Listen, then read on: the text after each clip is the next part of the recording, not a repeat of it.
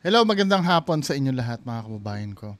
So meron tayong mga pag-uusapan ditong topic, no? Actually pinili ko lang 'to kasi kalimitan do sa mga send sa akin ng mga topic ay mga natakal na natin kahapon or nung isang araw pa, 'di ba? Tapos sometimes uulitin uli ipa-follow up. Tingnan nyo muna yung yung mga nakaraang videos ko kung di pa natin napag-usapan. Kasi titingnan ko may bago notification na messenger. Pagtingin ko yung tungkol, ang dami na nagpapasa sa akin nung nung yung mga nag-aagawan ng wire no nasunugan sa Tondo. Napag-usapan na natin kahapon yun. Pa-check na lang po, bandang huli yata ng video. Minsan nga gagawin ko, per video, okay lang ba na isang topic lang? Para kung ano yung, kahit mga 10 minutes sa isang topic, no? Kasi napapansin ko pag kino-compile ko sa isang video, parang hindi nararamdaman ng iba. Nakikita ko magme-message na, sandali, na-topic ko na to 'di ba? Pero sige, try ko kahit siguro 2 topic isang video. Starting bukas, no. Ito kasi nakapila na itong mga nandito. Anyway, start tayo dito sa isang topic. Nakita ko na to, nadaanan ko na to Pero natatawa pa rin ako kasi sabi dito sa post, a man was not allowed to board a flight to Taiwan after arriving at the airport at 10:15 a.m. Even though his scheduled departure time was 10:30 a.m. He expressed his frustrations about the incident in a Facebook post. Sabi dito sa post ni Sir, kung sino man to, 10:30 a.m. flight ko papuntang Taiwan. Dumating ako ng 10:15 a.m. sa airport. Di na ako pinayagan makasakay. Grabe kayo naiyak. Di ba may ganyan din? May ganyang issue din dati. Yung mga matatanda naman. 30 minutes pa naman daw ang flight. I mean, let's say halimbawa, nakalimutan ko na kung anong oras yung sa matanda Pero, for example, 10:30 a.m. ang flight nila. Alas 10 pa lang naman daw, nandun na sila. Hindi na sila pinapasok. Akala siguro nila, yung parang typical na, na biyahe lang. Yung mga domestic katulad ng barko, ng bus. Sa bus kasi,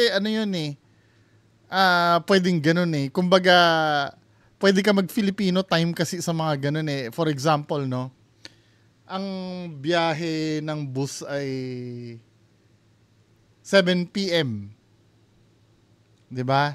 May chance kasi na umalis ang bus ng 7:05, 7:10, minsan nga 7:30 pa. Alam mo 'yon, nasanay kasi tayo sa culture na ganun. Kaya pagdating sa mga ganito, nagiging ignorante na tayo. Hindi ka na talaga papasukin 'yan. Kasi nga minsan nga ang advice niyan, 'di ba? Mas maganda 4 hours to 5 hours ng flight mo, nandiyan ka na sa airport O kahit 3 hours, 'di ba? Kasi hindi hindi talaga uubra 'yan. O sabi dito sa isa nag-comment, your fault unless it's your first time to travel overseas and you overlook the instruction written in your ticket. Offloading late passengers usually happens more than 15 minutes before takeoff. Exception if you are very powerful individual or a member of the Justice League. Next time, be a Filipino. Go to the airport 6 hours before. Ito, 6 hours pa nga sabi Your flight at magsawa ka sa kape dun. Si Kram daw. Sinong Kram yun? Rapper ba yun? 5-minute check-in, 5-minute immigration, 5-minute boarding gate. Pwede. Sasaktuhin, ano ka, gold? Diba? Di bali siguro kung presidente ka ng Pilipinas, no? Yung halimbawa, sobrang busy mo. Pero yung ganyan, malabo yan, men. Hindi ka talaga, dyan. Hindi ka uubra sa ganyan. Diba? Hindi yan katulad ng mga domestic, yung domestic na na travel, yung parang bus terminal, ganun. 'Di ba sa PITX pagdating mo doon, oy ano, umalis na ba yung bus? Kahit ano, halimbawa 10:30 ang alis ano, 10:35 na. Nandiyan pa ba? Nandiyan pa ba? Habang hindi pa kino-close yung pintuan ng bus, pwede ka pang tumalon eh. Ito hindi, 'di ba? Ang dami pong pagdadaanan diyan. Katulad ng sinabi no, check-in immigration yung sa boarding gate pa, 'di ba? Medyo madugo 'yan eh. Hindi naman mabilisan 'yan eh. Anyway, next video. Ito si Tatay Ramon Ang nagboluntaryong susolusyonan ng baha sa Metro Manila. Ano kaya ang gusto nilang sabihin ni Tatay Ramon Ang dito? Ang solusyon ng Metro Manila flooding is bara ng ilog at yung mga tinayong seat pile o tinayong kasada kailangan alisin, linisin. Solve ng baha ng buong Metro Manila. Kaya pag may problema, huwag tayo magtuturoan, di ba? Hanapin natin yung problema, imbestigahan natin. Ako po, San Miguel, Ramon Ang, nagbo-volunteer ako ngayon. Ako nang tutulong sa buong Metro Manila mag-solve ng baha. At no cost to the people, at no cost to the government. Nako, maglalaway na naman yung mga ano dyan. Siyempre magpapakawala ng pondo si Ramon Ang dyan, di ba? Marami na naman e-epal dyan. Sabi niya siya daw ang gagastos eh. Pero, totoo yung ano niya, no? Totoo yung sinabi niya. Feeling ko din talaga ang problema talaga yung mga ilog eh. Lalo na yung mga papunta sa ilog din pati na kanal, yung mga drainage, di ba? Kasi sobrang dami na rin talaga ng basura. Makikita mo sa Metro Manila, halos hindi na gumagana yung mga drainage eh. Kung makikita mo. Meron ako napanood sa hindi ko alam kung Facebook ba o YouTube yun. Yung tulay, nilalagyan nila ng parang net. Tapos, pagka dumadaan sa tulay yung ilog, yung tubig, nasasala ng net. Then every umaga, kukunin nila yung net, isasakay sa truck yung mga nasasala. Kahit ganun lang ang gawin sa lahat ng tulay na tumatawid sa ilog. For example, sa Tulyahan River sa Valenzuela, di ba? May gano'n na ilalatag yung net na gano'n. Dadaanan yung mga basura. Kasi kung ang gagawin mo dyan, kung hindi ka magwo-work na yung parang matalinong yung smart kang magtrabaho, kahit pa sabihin mong sobrang sipag mo, hindi matatapos yung problema na yan eh. Feeling nyo ba pagka halimbawa nagbayad si Ramon Ang ng mga maglilinis ng ilog, yung manual na pupulutin, di ba? Ano pa rin yan eh. I mean, imposible pa rin na yan eh. Kasi yung tatanggalin na basura dyan, may mga matitigas sa ulo pa rin na na magtatapon ng basura na hindi mo naman lahat mamomonitor lahat ng tao eh. 'Di ba? Yung mga napupunta sa ilog na basura kasi galing din yan sa mga drainage na tinatapunan din ng basura. Kaya dapat magawa ng paraan yun eh. Yung mga imburnal, yung lalagyan ng net. I don't know kung effective yun Kasi nakikita ko ang daming nalilinis na ganun eh. Tapos yung talagang lagyan ng pangil yung parusa talaga sa yung mga makikita magtatapon. Alam ko panahon yata ni Pinoy.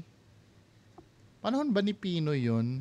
Nung nagtatrabaho ako sa may monumento na ultimong balat ng candy talagang hinuhuli pag tinapon mo. Seryoso ngayon hindi na yun eh, hindi na aktibo. Sometimes may mga ginagawang batas or ordinansa na sa una lang magaling. Katulad nung yung paninigarilyo, 'di ba? Panahon ni Duterte, bawal na yung manigarilyo or bawal na yung nakahubad na lalaw. Ngayon, wala na uli yun eh. 'Di ba?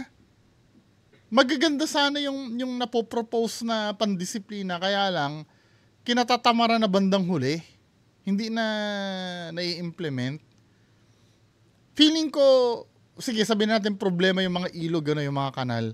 Pero pinaka problema kung paano paparusahan yung mga matitigas ang ulo eh. Kasi kahit anong gawin mo din dyan, kahit anong paglilinis mo, maybe nalinis mo ng perpekto. Bigyan mo yan ng mga 1 linggo, kung matitigas pa rin yung ulo ng tao, babalik ulit sa dati yan eh. Di ba? Kasama sa unang priority nila yung pagpaparusa dun sa mga lalabag. Para hindi na, unang-una kasing maiwasan yun yung madagdagan pa eh. Then pag medyo nagkakapangil na, saka sila maglinis ngayon. Para yung malilinis nila, hindi na madadagdagan pa. Kasi kung maglilinis ngayon, tuloy pa rin ang tapo ng, wala eh. Ganun pa rin eh. Diba? Tsaka nagtataka ako, saka lang sila naggaganyan pagka tag-ulan na. Saka lang naglilitawan yung mga initiative na ganyan pag tag-ulan na, yung pag nakaabala na, ilang bahay na yun nalubog ng baha.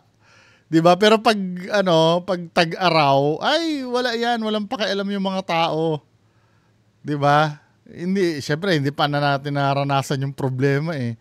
Pero pag nandyan na, parang yan eh, parang pag may krimen na nangyari, or let's say sa school, merong nangyaring krimen sa school, biglang maghihigpit yan ng yung mag-check ng gamit. Di ba? Mag-check ng gamit yan. After mga 1 or 2 months, wala na yung pag-check ng gamit, di ba? Tapos na yung, humupa na yung hype eh. Di ba? Yun ang pinaka-main problem, yung magaling sa umpisa. Yung hindi consistent. Diba? Actually, kung kahit pa sabihin mong may matitigas ang ulo, pero kung consistent naman yung pagpapatupad ng polisiya, feeling ko unlad ng Pilipinas eh. Kasi kung consistent na may mapaparusahan, to follow na yan yung may mga madadala, yung may mga hindi nagagawa. Diba? Pero kung hindi naman consistent, yung ngayon, mahigpit ngayon, sa susunod na araw ay maluwag na, wala din. Huwag na lang kayo magganyan. Pinahirapan nyo lang ang sarili nyo. Di ba? Next. Ito, major issue to eh. Kay Ivana Alawi naman. So dito, meron kasing kinokontent si Ivana Alawi na mga awesome kids. Yung mga anak ng celebrity na may autistic. Ang isa sa napanood ko dyan, anak ni Katrina Halili yata. Tama ba ako? Yung kinontent ni Ivana Alawi. Ito yung nakalagay sa post, no? Sabi dito, kapamilya star and content creator Ivana Alawi is currently under public scrutiny following the release of her recent vlogs featuring celebrity children on the autism spectrum. Pagka celebrity ka talaga, sisilipan ka talaga ng mali, 'di ba? Some netizens expressed concern regarding the interactions shown in the videos, particularly with Candy Pangilinan and her son Quintin, citing that certain scenes felt uncomfortable to watch for others. The discussion have sparked among ongoing conversation online about sensitivity, boundaries, and responsible content creation involving children with special needs. Panoorin ko nga to, ano ba yung parang mali doon? Sabi daw parang may scenes daw na uncomfortable panoorin eh. Here are some comments from netizens. Sana tigilan na ni Ivana i-content yung mga celebrities with awesome kids. Pilit na pilit bilhan ng kung ano-ano yung bata kahit obvious naman na ayaw ng mom na i-spoil yung anak nila. The user appeared to reference scene in the vlogs where Ivana was seen insisting on buying gifts or expensive item for the children.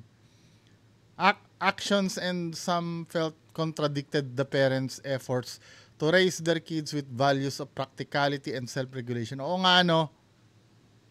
Diba? Parang napanood ko yan kay kay Katrina Halili eh. yung anak ni Katrina Halili, yung parang may gustong bilhin si Ivana. Tapos parang hiyang-hiya si... Panoorin niyo yun. Yun lang ang napanood ko kasi eh. Pero yung kay Candy Pangilinan, hindi ko ano yun eh. Hindi ko napanood eh. Pero parang ganyan din yung nakita ko. Na syempre, di ba, yung may autism, alam naman natin may special needs yun. At mahirap kasing ano yun eh. Mahirap, hindi siya katulad ng normal na bata na madaling makaunawa. Diba? So ang hirap i-train kasi ng mga ganong uri ng kabataan. Anong nangyayari? Parang nai-spoil ni Ivana Alawi na baka mamaya after nung scene na yon ay mabaliwala yung training nila. Parang ganon. Baka hanap-hanapin ng bata kasi, 'di ba? Sabi niya, kung gusto niya talaga i-treat yung bata or to raise awareness, pwede niya i-cover at least a month of therapy sessions ng kids under the spectrum na hindi nakaka-afford ng sessions. Yun, pwede. Tama, ano? Or mag-interview siya ng developmental pediatricians, occupational therapists, or speech pathologists.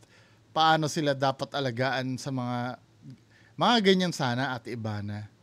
Instead of I can't say no challenge, why not think of vlog showing a simple day with awesome kids, how to bring out their unique talents and personalities. Yung mga autistic kasi daw, talented daw yung mga yan eh. Actually, parang may nagsasabi na hindi naman kinukonsidera na ano daw yan. Na alam nyo na yung ano, talagang when you say autistic, meron silang ano, may talent sila eh. Meron ako nakita, magaling mag-violin. Meron dyan, may magaling mag-painting. Diba? I am sure every awesome kid has something special to show. It's her money, yes, but even Miss Katrina Halili seemed a bit uncomfortable since she's teaching Katie how to be practical. Ito yung sinasabi ko sa inyo. Ito yun, anak ni Katrina Halili. Yan yung may toy na okay lang naman, minsan lang naman yung may ibibili siya. 'Di ba? Na parang ang itsura ni Katrina Halili na ang kinakatakot kasi doon pagka yung nasanay yung bata 'di ba? Hindi naman katulad ni bilyonarya ito si Ivana Alawi syempre hindi naman nakakaintindi din yung bata, no? One deleted post threads shared a strong opinion. Sana tigilan ni Ivana yung... ito na yung sinabi, no?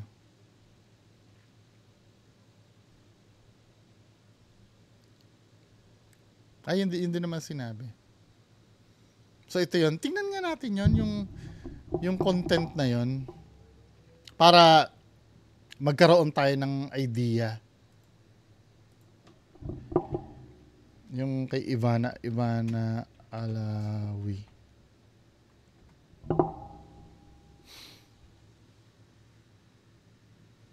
Can say no challenge.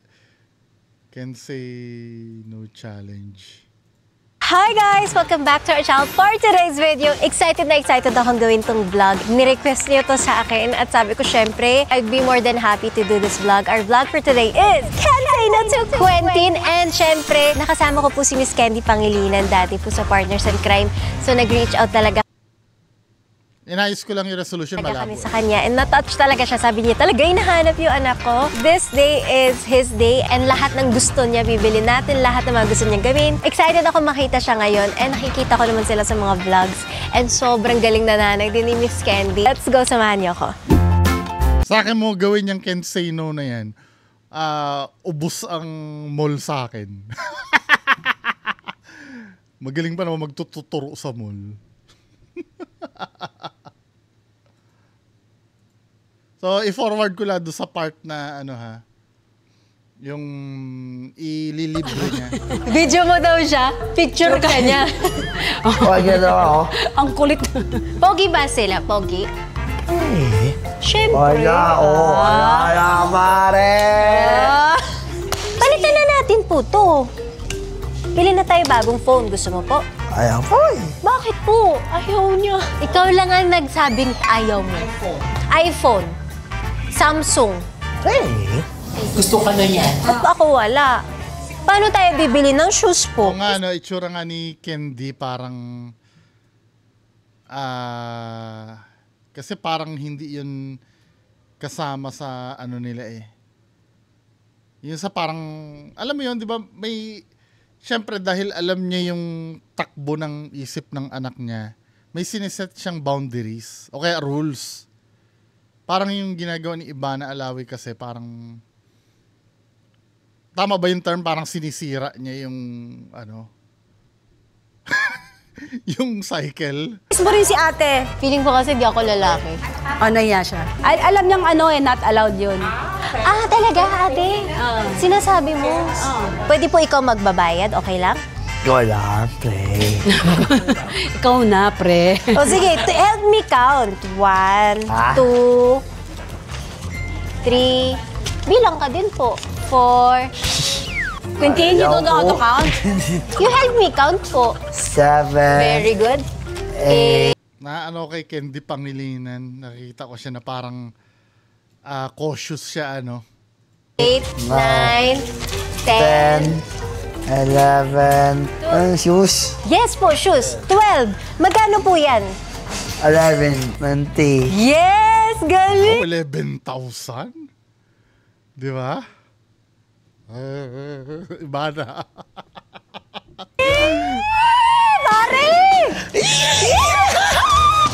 Gusto mo po ng ganito? Ito kasi kahit ibaksak mo. Ito din ate, okay. Pag binagsak mo. Ito tignan mo, oh, pag nabagsak. Medyo nahihiya si Candy nga. Anyway, panoorin nyo na lang ito sa channel ni Ivana Alawi. Nagigets ko yung ano yung mga audience kung bakit ganun yung iisipin nila. Siguro, hindi mo naman masisito si Ivana Alawi kasi ang habol nito, magkaroon lang talaga ng content eh.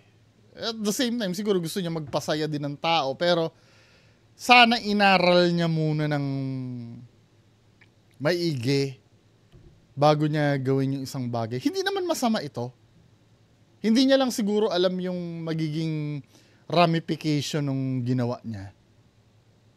'Di ba? Kasi syempre hindi naman bilyonarya din yung to si Candy Pangilinan. Paano pag-uwi nung bata? Kaya nga napapansin ko mumurahing cellphone yung para pwede daw ibagsak-bagsak eh. 'Di ba? Kaya nanghihinayang tuloy ngayon si Candy Pangilinan na di ba? Anyway, panoorin niyo na lang dito sa channel ni Ivana Alawi. So, yun lang po muna pag-uusapan natin. Magandang hapon sa inyong lahat. Bye-bye.